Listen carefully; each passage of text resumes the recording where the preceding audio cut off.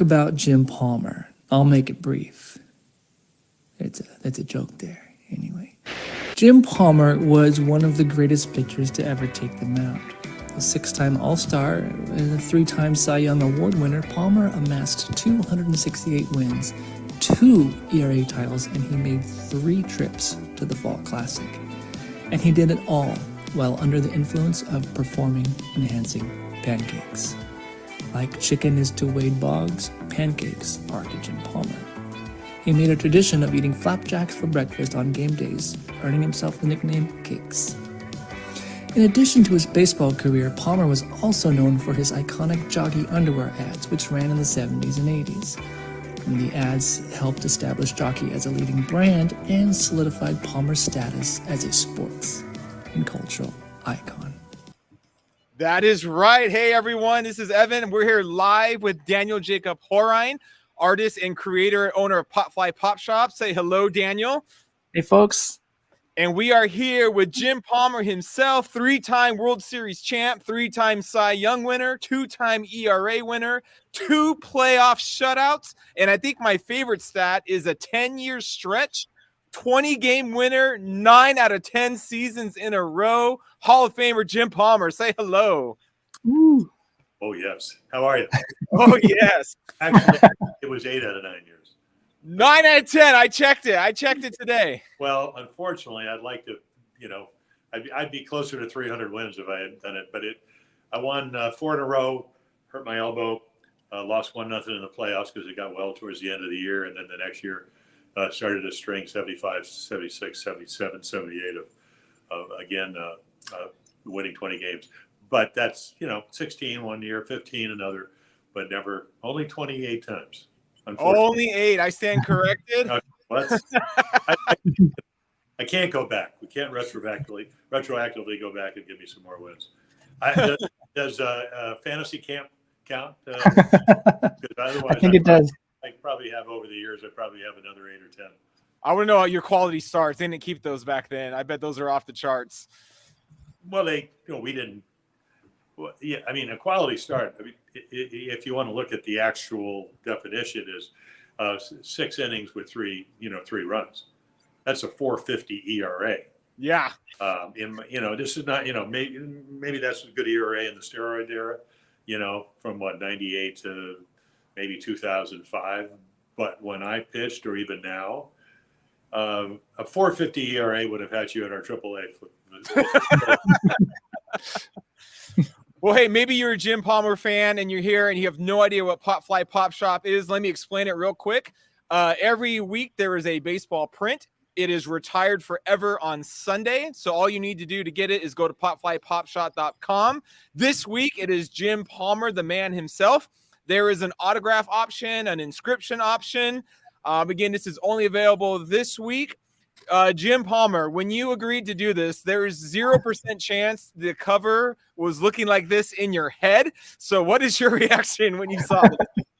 Well, pardon the pun, but it does cover all the bases. So, I did eat pancakes the day I pitched. I did work for Jockey from 1977 to 1996, sent my kids to college. I did get to the Hall of Fame because I played with some great teams. I mean, I got to Baltimore in 1965, and the Orioles had the best winning percentage for the next 20 years. Now, I was part of it, but I certainly wasn't.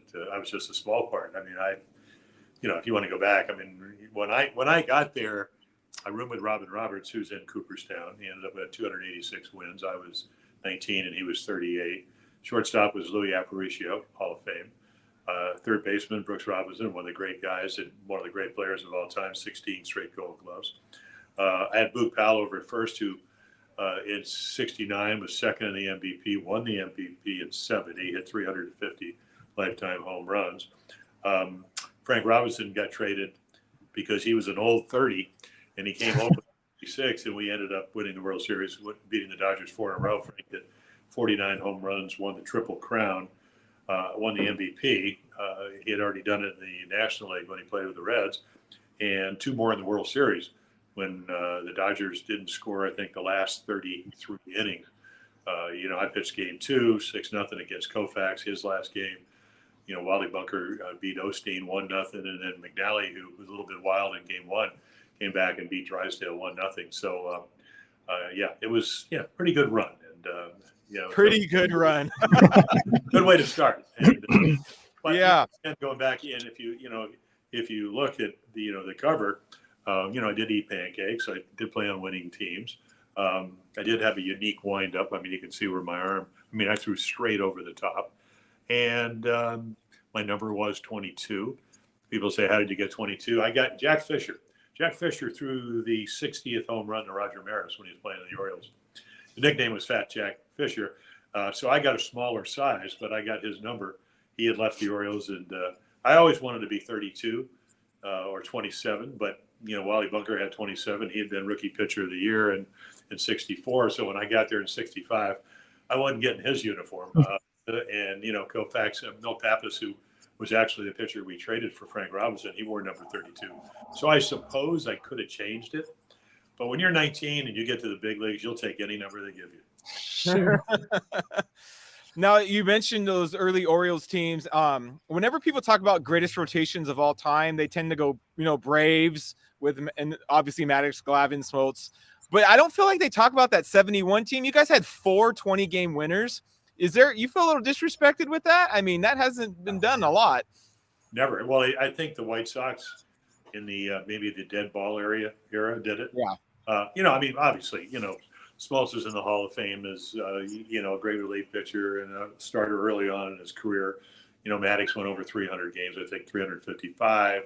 Tom Glavine won 305, 306. So obviously great pitchers. Now we just happened to have 4 20-game winners. We had won 109 in 69, 108 in 1970, and then most people think we must have won more games in 71 because we had the 4 20-game winners, but we had 3 20-game winners in 70.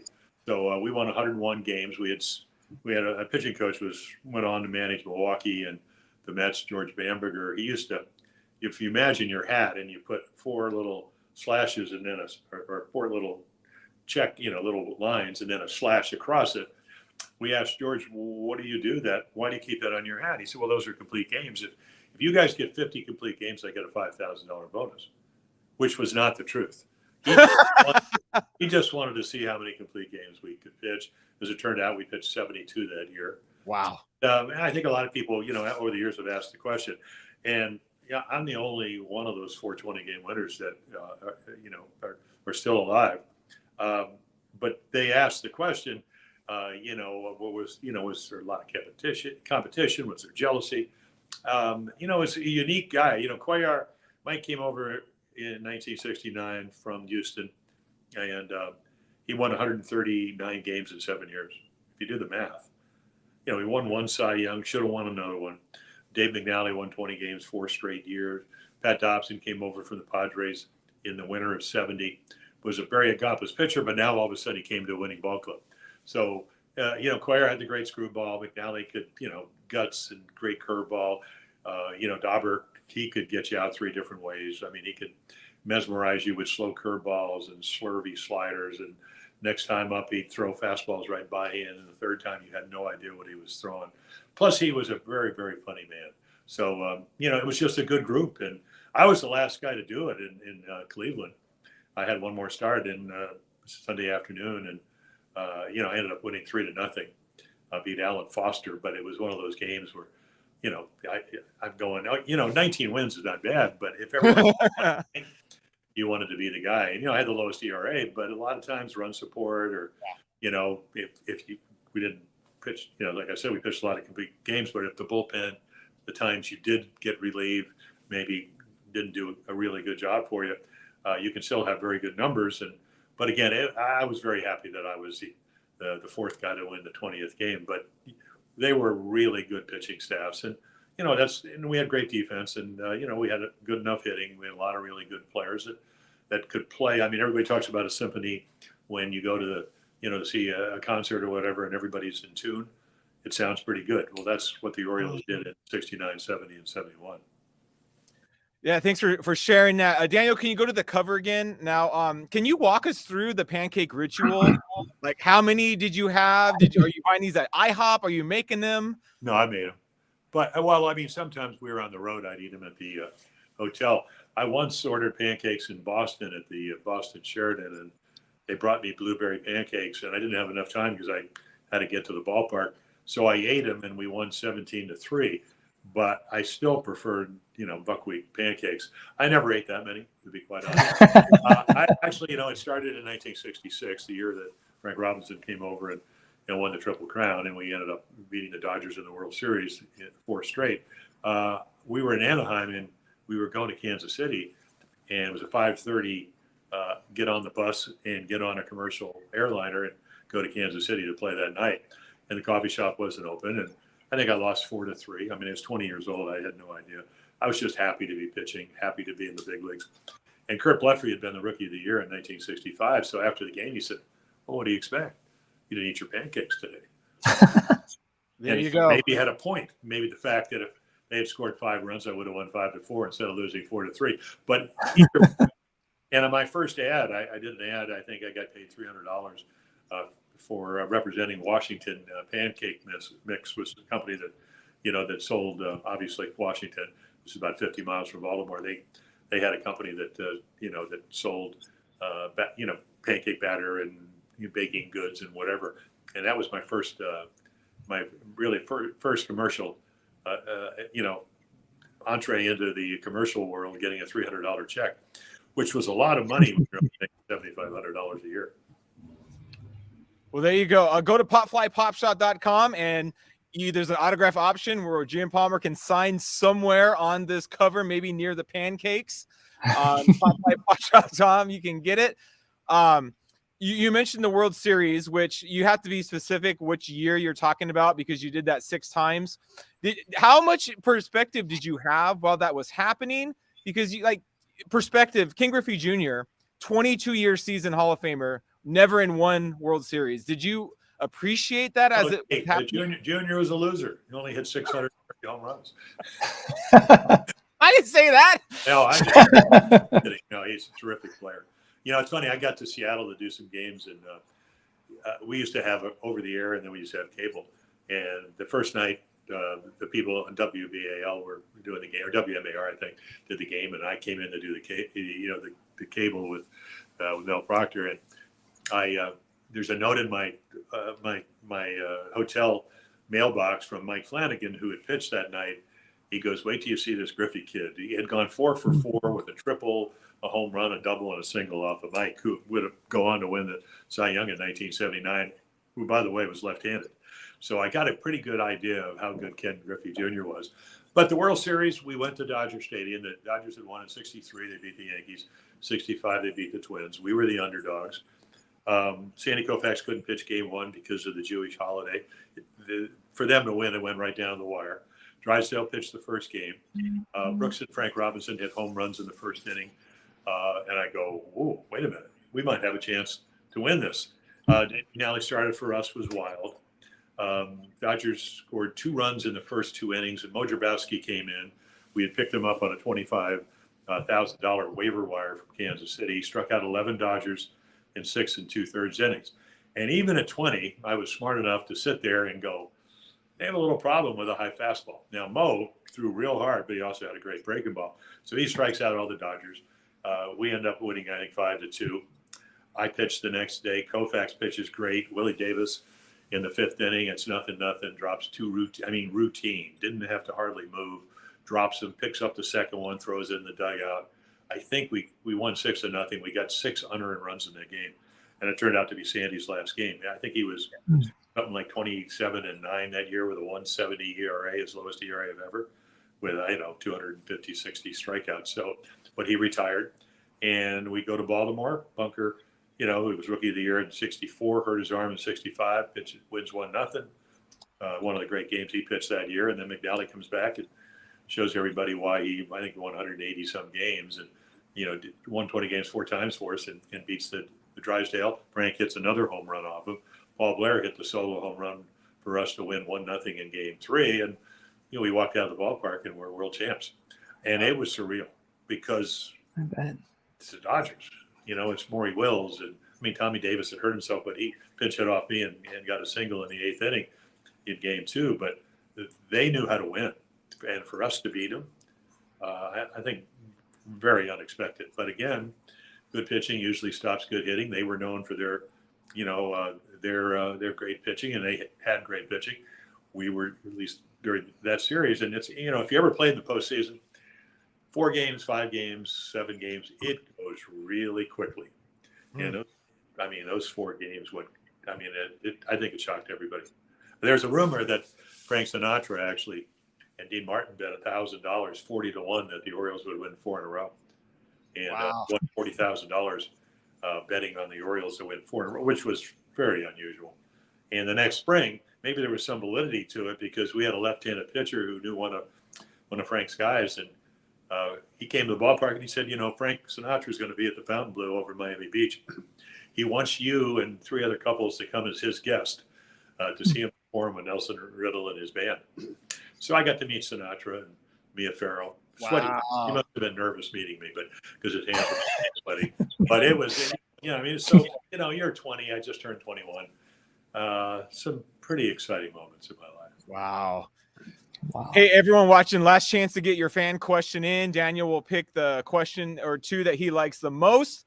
Got to get this cover. It's available on popflypopshot.com. There's autograph options. We're 8 days away from spring training. And Jim Palmer, I loved you as a kid. In fact, in Little League, I tried to pitch. You and Fernando were my favorites. So I tried to combine a giant leg kick while looking up to the sky. Are you right-handed or left-handed? I'm righty. Well, that might have been tough to try to emulate him. I was just trying to throw strikes when it came down to it. But, man, my favorite spring training moment as a kid was in 91 when you announced you were going to spring training because you had already retired by the time I was kind of more 10, 11 years old. I was just so proud of you for doing that, for taking a shot. What's your memory of that 91 spring training? Well, I hurt my hamstring, and, I got through it until the day I was pitching. I was warming up. Where were we? Playing the Red Sox, who had led the American League in runs the year before with 950 runs or something like that. And I was warming up, and I heard a pop in I kind of strained my hamstring playing tennis or something. So I had a place in Florida down in Key Biscayne. So I was throwing and running. It never quite got well, but when it popped, I think Tom Brown was the minor league pitching coach. Dick Bosman was coming back from where they were playing a B game early in the morning.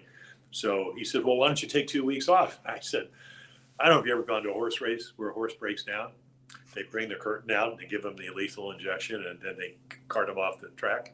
I go, that's what they're going to do to me. I said, if I don't try to pitch today. So I pitched 2 innings with a torn hamstring. I think I gave up 2 runs or whatever it was. And the next day I could hardly walk. So I knew my comeback was over. I took a lot of flack. People were saying I'm having a midlife crisis. I had worked for ESPN. I signed a 3-year deal, but it was really a 1-year deal with a 3-year option. And it was the first year they did baseball, I think in 90, the year I got in the Hall of Fame. And they didn't get the ratings they wanted because they didn't have any exclusivity. They were trying to compete with everybody else. So they said, we want you to work for you, because I think I got nominated for an Emmy, but we want to, the salary we're going to give you, we're going to kind of pair it. And I said, I'd rather work for the Orioles. And then I got home, and my agent called me, and Ron Chaparro, and I went across the street at 10:30 in the morning with my Stepstone and started throwing. So I'm going, you know what? Why not? I'm 45 years old. It's certainly going to be a long shot, and pitched in about 7 years. And one of the hardest things was, when you pitch every year, you kind of get calluses in certain spots. You'd have a callus on your thumb. You get calluses on your fingertip where, everybody talks about spin rate. That's how you make the ball spin. It comes off your fingertips. And the thumb, if you don't pitch for 7 years, that callus kind of is dissipated. It's gone. So the hardest thing was, and that's kind of the thumb you put underneath when you're holding a baseball. And I got a little blister there. So when I was throwing and all that, I had to put a bandage on it and all that. So a little different feel. And it was all right in spring training. But the minute I hurt my leg, I never coast. And I just figured, you know what, I'm not going to get hurt. I won't get hit with a line drive up in the broadcasting booth because I ducked pretty well. And just moved on. But yeah, and everybody said, well, mid-price license. But really, think about it. When I signed when I was 17, that was a gamble. I didn't know. how good I was going to be. I mean, a scout can tell you something because his job is to try to, to sign talent, but it's up to you to go with it, And now obviously, I played for Cal Ripken Sr., in A-ball. We had an all-star team, really good team. We had an A team where Davey Leonard, who pitched with the Orioles in the big leagues, was 16-4. Eddie Watt, who pitched in the big leagues, was 14-1, and then went to Elmira with Earl Weaver and was 3-1. So he was 17-2 with a no-hitter. Tom Fisher was 15-6. Mike Davidson was 11-3, or 11-4, and I was 11-3. That's the starting staff in A-ball. So we had a really good team. So, I got coached up. I went to instructional league, worked on my windup. I walked a guy an inning. In A-ball, I only gave up 2.5 runs a game, so because I threw so hard. But I had a lot of help getting wherever I was. So, I figure, you're 45. I don't care what other people think. I didn't, people thought I used to throw my glove out there and I just win. Now, playing for the Orioles had a lot to do with that, but I just learned from Cal when I played in A-ball, never let anybody outwork you. There are no such things as shortcuts. Let's come to the ballpark and get a little bit better every day, whether it's your fielding, whether it's your command, whether it's, all the things that, make you a good pitcher. And the other thing, have a lot of fun. And how do you have fun? You win. And you do it as a team and you support each other. So once you lose, when, you learn those lessons at 18, what's a gamble at 45? I already was in the Hall of Fame. I'm sure they weren't going to take my plaque away. And, I took a lot of flack, but there were a lot of people that said, you do have to chase your dreams. And it wasn't, I was making more money working for Jockey. I was making almost as much money as broadcasting because I wasn't going to get a lot of money. I just wanted to see if I could do it. And the other thing, and it's probably more important, when I played, you talked about the three runs and the quality start. You didn't have to pitch as many innings in 1991 as when I retired or when I started. So and I'm sure now we see guys, but if a guy 15 outs is 5 innings, if a guy gets 17, 18 outs, they're doing handstands and applauding and all that. That didn't work. And I figured, but they were accepting that in 1991. Not that there weren't great pitchers. Mike Vecina was in spring training, would go on to, win 270 games, get into the Hall of Fame. So it wasn't like there weren't good pitchers out there. Just the demands and what they wanted out of a starting pitcher had lessened when I tried to make the comeback. Well, as a 10, 11-year-old, I loved it. It was awesome. Hey, Daniel, is there a fan question you want to throw at Jim Palmer? Sure. There is lots of love for you, Mr. Jim Palmer, in the chat here. Just lots of fans of the Orioles and the great winning record, and lots of love for you here. It's hard to pick a question here, but better be a good one. I better be a good one. All right, pressure's on. I like the kind of questions that speak to inspiration and things like that. So Doug Dreer asks, as a pitcher, did you have an idol or mentor that you looked up to or modeled your game after, or who was the person that you would say had the greatest influence on your career? Well, there were a lot. I mentioned in a room with Robin Robbins when Robin was 38, I was 19. Back then, you actually had roommates. He used to 1 o'clock in the morning. We watched Tonight Show, and then he'd go, "Kid, you're 19, but I'm 38. I gotta get some sleep. Well, you can ask me more questions at breakfast because, he had 270 wins. I didn't have any, and and that's funny. Milt Pappas, they would trade Milt for who went on to win over 200 games, but I saw Milt pitch in Aberdeen when they came up for an exhibition game, and I'm going, boy, he could run the ball in and had as good a slider as anybody in the history of baseball. And then I saw him pitch in 1965. They used to say 5 and fly. If he had a lead, he was gone. And maybe there was some truth to that. But if he was down a run, if it was 2-1, if he's back down 2-1 going into the 5th, 6th, 7th, 8th, 9th innings, Milt could get through that lineup like that. He was that good a pitcher. So I think you learn from everybody. I used to sit in the bullpen.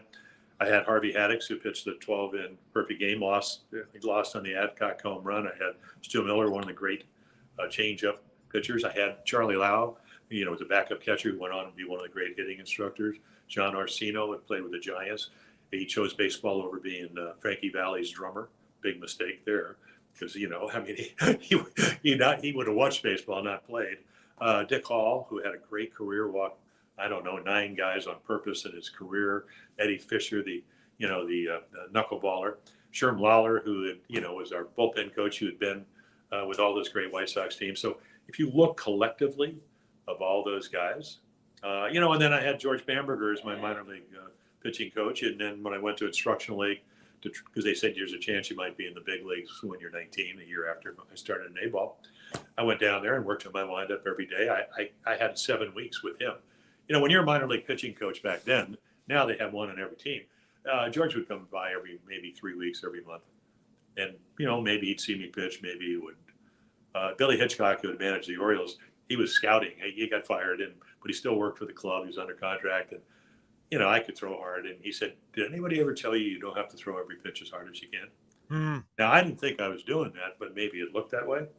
And Billy said, you don't have to.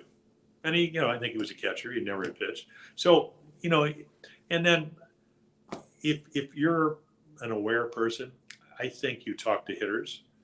I talked to Brooks. Hey, what's the hardest pitch to hit? 2 strikes. You got to cover everything. But think about that. I talk to young hitters now, for us. I go, Jonathan Scope comes to mind. It took me 4 years. I said, Jonathan, they call you out on strike 1? No. How about strike 2? No. I said, when do they call you out? When they call you out? Strike 3. And I said, so until you get to 2 strikes, why don't you hit on your terms? Because I said, if you have to hit with 2 strikes, the batting average every year is about 175. So I said, can we agree that maybe it's hard to hit with 2 strikes? And why do you want to go up to home plate when the count's 0-0 and pretend that, you're going to hit anything other than what you're looking for, whether it's soft, hard, up, in, out, or whatever? The plate's 7 balls wide. And you want to either hit to get to 2 strikes, the inside 4 or the outside 4. You try to hit all 7, the major league average was about 243 last year, lowest I think in years. Wow. So yeah, so so again, you collectively learn all these things, and then now we have all the analysis, all the analytical stuff, but you still have to be able to process it. So I had my nickname when I was at my first year in the big leagues was Brash, because I asked so many questions. I just wanted to learn, and I had these tremendous guys to learn from. Asking questions, that's key in life. I love it. Well, Daniel, can we show the cover one more time? You got it. So this is only available until Sunday, and it is retired forever. Go to popflypopshot.com. There is an autograph option from the Hall of Famer himself. There's an inscription option. Man, if you want to see the future of baseball, tune into an Orioles game this year and watch Grayson Rodriguez pitch against Adley Rutschman. Oh, my goodness, that is exciting. It will be. It's funny. I have not seen Grayson pitch in person, but, everybody's saying, well, I read one review where they won 83 games. They went from 52 to 83 wins, one of the greatest comeback or turnarounds in baseball history. In the annals of baseball. So it was one site had them at 76 wins this year, and another site has them at 86 wins. But I'm going to tell you right now, and the bottom line is you're only as good as you produce. You can be good on. I once Jimmy Williams managed the Red Sox, and he's managing. And he wasn't a real outgoing guy, and I said, Jimmy, I said, hey, congratulations. I said, it looks like you got a good team on paper. He said, Jim, you know what they do with paper? I said, flush it. So, so that's kind of all the great teams I played on, we had guys that you could kind of look at. You knew Brooks was going to win a Gold Glove, or if not, something went wrong. You knew that Boog was going to hit 25 to 40 home runs, and Frank, and Blair was going to win Gold Gloves, and Buford was the best leadoff guy in baseball, and Eddie was going to be what Eddie Murray was, and Cal, and all the players, Brady Anderson, after I retired. And that's what good teams rely on. You kind of can pencil in what they're going to do, but with the Orioles, they're so young, you don't really know. But does it mean? I don't think anybody thought I was going to win 15 games in 1966. I was going to Rochester, the AAA affiliate, and everybody got hurt in spring training. My first game was up in Fenway Park. I pitched 5 innings, no hit ball against the Yankees. I got a start. Then I pitched 6 innings, gave up a run. My first start in Fenway, we win 8-1 or 8-0, 8-1, I think. I had a home run, strike out 11, walk 7, throw 177 pitches. And I asked Harry Perkeen, the pitching coach, what do you want to see Palmer do? He said, yeah, get that pitch count down to 140, 145, because it was a different game back then. But nobody expected me to win 15 games. But the difference is, I think my biggest, not fear, but my biggest concern is Grayson Rodriguez, I don't think has ever pitched over 102 innings. So how many innings can he pitch this year? So but I want to see him come to the big leagues. I want to see how he's doing. If Kyle Bradish was probably the best 4-7 pitcher in the American League the last 2 months of the year, Kramer, did a nice job. I like the Urban train from Oakland because he'll give you innings. Kyle Gibson is 35. I mean, you did give up. You did let go. Jordan Lyles, who won the most games. But all in all, you got Gunnar Henderson. Big question, is he going to hit lefties? I started looking at all the numbers of some of the greatest players ever. Mm-hmm. Paul O'Neill hit 306 straight years for the Yankees, won a batting title. He hit 247 against lefties lifetime. Wow. So it's tough to hit lefties in the big leagues. Now, if you're Griffey Jr., you get 269, or if you're Mattingly, you hit, if you hadn't been hurt's a Hall of Famer. Mo Vaughn hit, 387. But most lefties battle against lefties, but it's tough to hit. But I talked to him, Gunnar, 2 weeks ago, and he said, I'm just looking forward to seeing guys, and the more lefties I think I'll figure it out. So, and then Kyle Stowers was there, and he said, I hit lefties because they pitch away, and I like the ball out over the plate. So, again, we have a lot of good young players. I think probably the most difficult thing is where are you going to play them all? Yeah. Urias Gold Glove at third base. Henderson's best position. Not that he can't play short, not that he can't play second, is probably third base. And then you went out and got Adam Frazier to play second base, and where's Urias going to play? He had 16 home runs. He had as many home runs as as Austin Hayes last year. So you have all, Rutschman, 35 doubles in catch, going to be one of the best catchers in baseball. And if you go back and look at all the great Orioles, and I'll leave you with this, great Oriole teams that I played on, you go around the field. Brooks was better than their third baseman. Belanger didn't hit, but he won 8 gloves. Davey Johnson or Gritch, good players, Gold Glovers, Boog, MVP, quality, catchers, Hendricks and Echeverren or Dempsey or whatever. We did a lot of things well. Frank was as good as anybody else. Blair won Gold Gloves in center field. Bumbry came up, Rookie of the Year, hitting 337. So, again, the mission for this team is obviously to win games, but also to find out how good these young players are. And the only way you can do that is, play 162 games and see how it turns out. I'm really excited about this ball club, but I could not give you any idea how many games they're going to win. Well, Mateo, he could rip 50 bags with these new rules. Well, possibly. But he was, he scored 36 last year, led the American League, but he was 21 out of the first 25 and then 13 out of 18. So which guy are we going to see? Yeah. Well, I will say this. I don't know. I cannot imagine after watching Belanger, Aparicio, Cal, who won innumerable Gold Gloves, how anybody else could play shortstop better than Jorge Mateo did last year. And he didn't even get nominated for the Gold Glove. Yep. But that doesn't mean he can't play short. You know what I'm saying? So I don't really care what the other people say. He's going to win games for you. He's going to make plays that other guys don't make. He'll make your pitching better. You'll get more outs. Bullpen won't have to work as much. And maybe he'll be a difference. And, if you go back and look what he did in August, he had a great August. Slumped a little bit in September.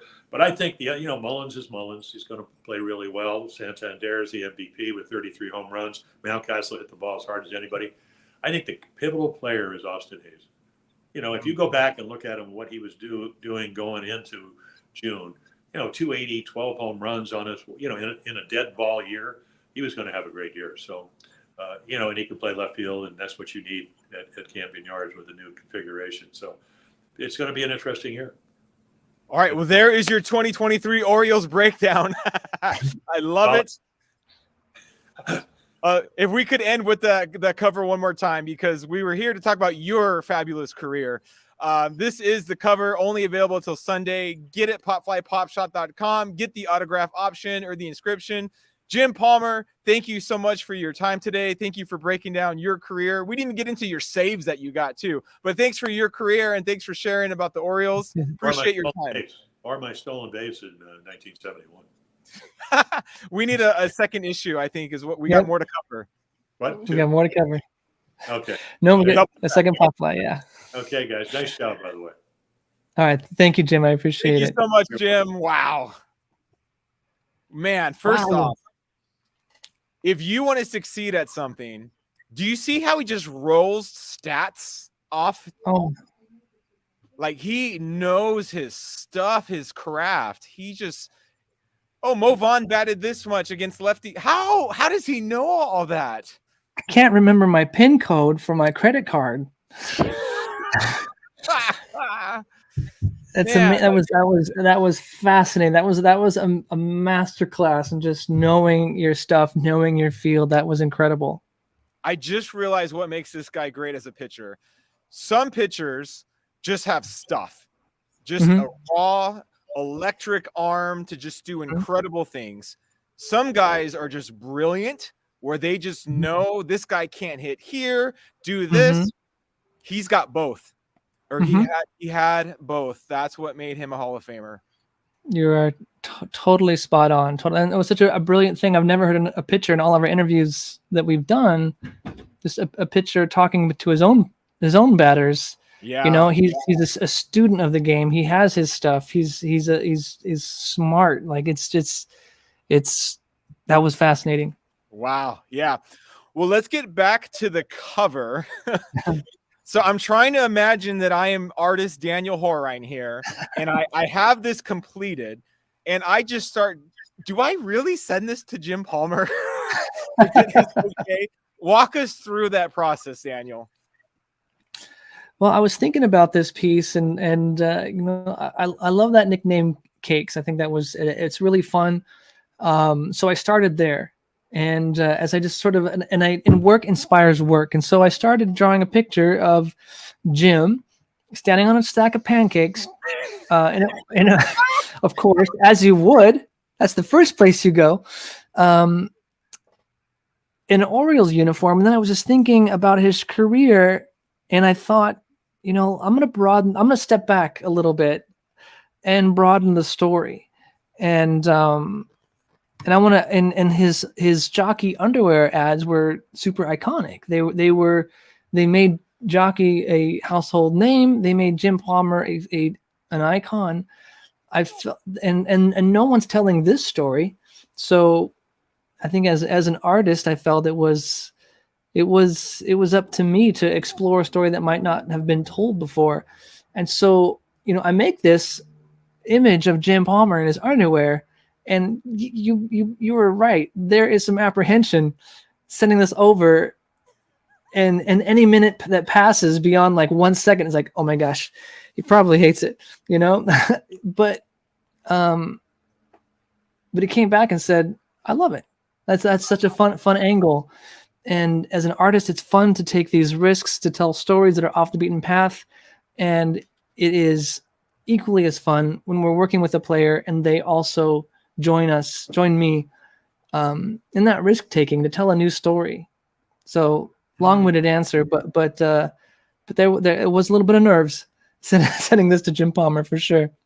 I mean, this is why I think we love Popfly, because if you worked for like a division of Marvel or Image, like I can't picture you in the board meeting of saying, all right, this is my idea. He's, instead of a rubber, it's a bunch of pancakes and he's in his underwear. Like, I don't see it's that. A dream.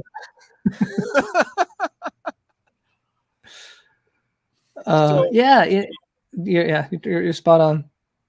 I mean, is that part of the draw of being Popfly, where you are a small business, but the amount of freedom that comes along with that? For sure. I think it's to be an artist is a tough and rare job, you know, full stop. And then to be able to be an artist and make a living off that art is even rarer. And and then to be able to be an artist, make a living off that art, and do the kind of art that you want and tell the kind of stories that you want is super rare and a blessing. And I count my blessings over it. And part of it is exactly what you said, is being able to take these risks and explore those stories. There's hundreds of Jim Palmer pieces of art out there. And I want people to talk about this one. I want to tell a bigger story of how he, as an athlete and as a person, as related to culture bigger than just the mound. Yeah, you're like a punk rock band who's like, you know what, we could write a pop song and probably, blow it up. But man, I want to make the music that I have integrity with. And some people may not vibe with it, but I'm going to stay true to my art. And so we get Jim Palmer in his underwear on pancakes. I appreciate that big time. And I think that's an important part of Popfly. There's lots of chatter about this online this week, and a lot of them are like, why would you do this? And I what's that? No, go. Oh, and I love those. I love that. I do not mind to be challenged in that way. And I feel it's my job to challenge you as a viewer. What does it mean to make baseball art? I don't mean to get too esoteric, but what is baseball art? What can be baseball art? How can we tell a very old story in a very novel way? So I don't mind that kind of pushback, and I get it. Like, why would I hang that on my wall? But what's important to me, and what's been important to me from the very beginning of this project, and now almost 120 pieces in, is to define the edges of this project with pieces like this. And if I did all hero pieces and I just did this one off, that would be very odd, but I feel like it's part of the brand of this project to I don't want to say be weird, but to be okay enough and brave enough to go off the beaten path, to put Bartolo Colon with a rose in bed, or Jim Palmer in his underwear on a stack of pancakes, or envision the Green Monster in Boston. What's that? Oh yeah, and Al Rabowski fighting werewolves with zombies in the background. That's what's interesting to me, and that's what still makes this project so enjoyable and possible, creatively sustainable year after year, is because of being able to take those risks. And you know what? I love in this project, I love the F word. I love it to be fun, and that's what keeps it fun for me. And if it's fun for me, the hope is that translates and it's fun for the viewers. Yeah, my question to someone who says, I don't get this, have you been paying attention at all to the history of Popfly? It's like the fan who's like, why is Rage Against the Machine getting so political? I don't like it. Just play the music. Have you been listening for the last decade? Let's show the cover again. One of the first things that I thought of when I saw this was Bull Durham, when Nuke was pitching his underwear. Is that a connection at all for you? No, unless Bull Durham had his inspirations in Jim Palmer's stuff, but no, that was not in the math for this one. Okay, another question I have is, you have 4 Jim Palmer faces on here. I don't know if that's a record for Popfly. What was behind the Mount Rushmore of Jim Palmer, so to speak? Nothing. That was just more a stylistic thing. Just looking at comics of the time of the 70s and the 80s. Just some illustration choices that they would do. I try to emulate some of those choices that artists who have come before me have done in the past. Rad. It almost reminds. Remember those sports flicks? The cards that you could kind of like move around. Yeah. Well, hey, popflypopshot.com. Go and get this right now. Why are you going to wait and then forget on Sunday? It's retired for Sunday forever. There is an autograph option, a autograph inscription option. I do like that you kept the hat on him in his jockeys. What was the what was the decision there? Well, I still want to relate it to his career. I don't want to make it all about the jockey moments or all about pancakes or all about, the Orioles. I wanted to collectively tell a more a bigger story, and to me it made sense. Obviously, he would be in that Orioles hat. I don't know why it would obviously be in the Orioles hat, but it felt like it had to be had to be there. And so just kind of mixing all those elements, even if you took away the images in the background of Jim, the completeness of the story is there in just that one single image in the foreground. So then do I pair this with my Eddie Murray or do I pair it with my Bartolo? I think you pair it with some boysenberry syrup and some and 2 slices of butter and a cup of coffee. Oh, I love it. Well, Daniel, the Super Bowl is done. We are 8 days away from spring training. Baseball is starting. Any thoughts for Pop Fly going forward, baseball wise? Any hints about the future? We've got season 6 is wrapping up. I think there's the final 4 releases that are coming up in the next few weeks, and then on to season 7. We've got some more heavy hitters on the schedule. It's been a really, really fun season.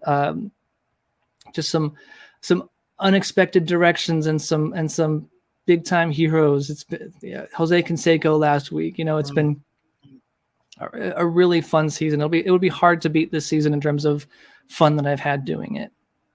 Well, we look forward to be the judges of that ourselves. Hey, if you want to follow Pop Fly on Facebook, there is a Pop Fly Fantasy Baseball League. There's still signups available if you want to jump into there. Winner will get a Pop Fly freebie throughout the season. What about football with the season over, and is football continuing for Pop Fly? Yeah, season 2 kicked off last Sunday on Super Bowl Sunday. It was the 1-year anniversary of season 1 for football. Season 2 kicked off. We've got Elroy Crazy Legs Hirsch, one of the coolest nicknames in sports, and a fascinating character of athlete turned actor. Had a lot of fun with football last season, and looking forward to diving into it more this year. Rad. Well, Daniel, this one is a good one. It's a keeper. It's one that's going to stand out. Again, when you said Jim Palmer, I'm thinking white uniform, big leg kick, kind of, okay, it's Jim Palmer. I like it. And we got him on a stack of pancakes in his underwear. And I dare you, audience, to find this done ever in the world. This is a one-of-a-kind depiction of Jim Palmer. Go to popflypopshot.com. You will regret letting this one slip through your buttery fork. Daniel, thank you for your time today. Thank you for the conversation of this. Good to see everybody.